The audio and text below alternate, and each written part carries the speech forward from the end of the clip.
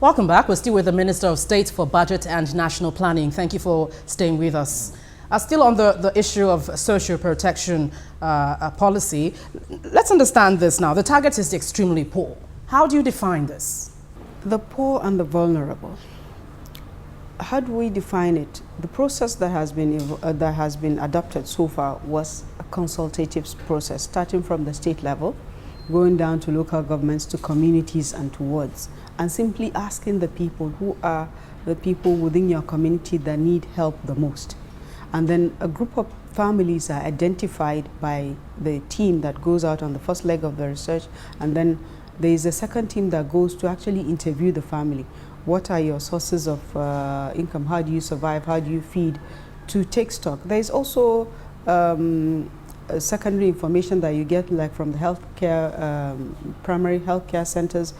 From there you can get information on children that are malnourished, and therefore if you have any child that is malnourished, most likely the family actually is really in need of intervention. There are several sources. There are the IDPs that are currently in camp, that are by all intent and purposes at this time very vulnerable.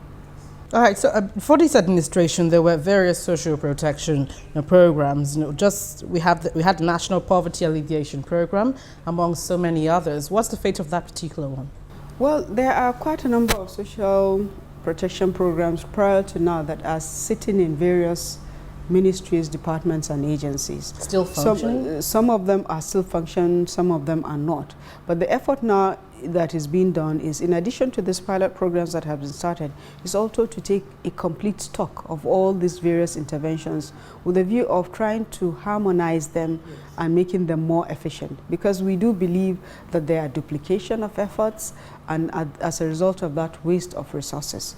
So there's an effort that is going on to take stock of the various programs that are taking place in different MDs. And mind you also, there are also some non-governmental organizations that also do social intervention programs on their own.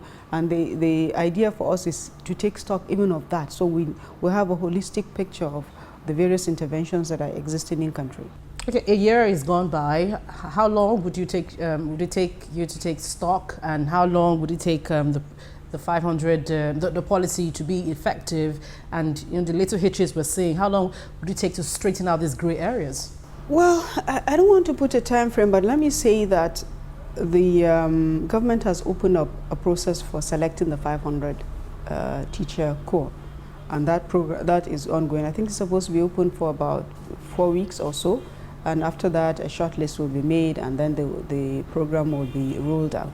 The conditional cash transfer scheme is also almost ready to go. Quite a lot of beneficiaries have been registered already. There is funds that is already committed to that in the budget, but also from provided by the development partners.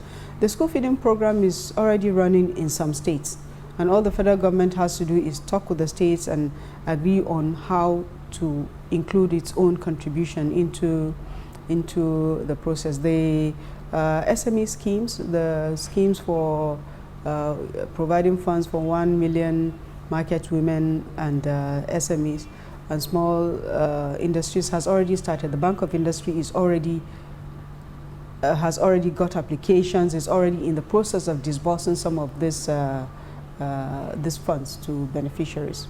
This is Zainab Ahmed. Thank you for joining us on Dateline Abuja. Thank you very much for having me. Thank you very much.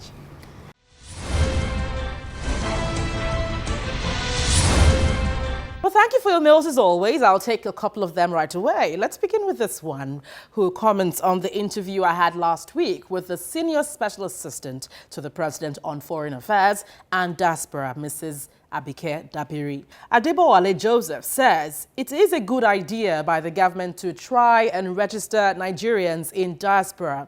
I hope those of us in the Caribbean will be captured too.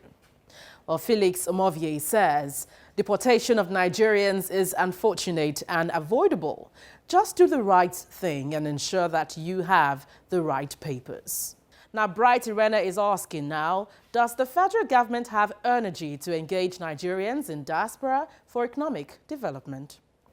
Well, thank you for your mails. Keep them coming. Send your views and comments using the address and Twitter handle on your screen. Let us know anything happening within your locality. Now, don't you forget, you can view the program on youtube.com/channelsweb/videos. Make your comments after viewing any of the videos.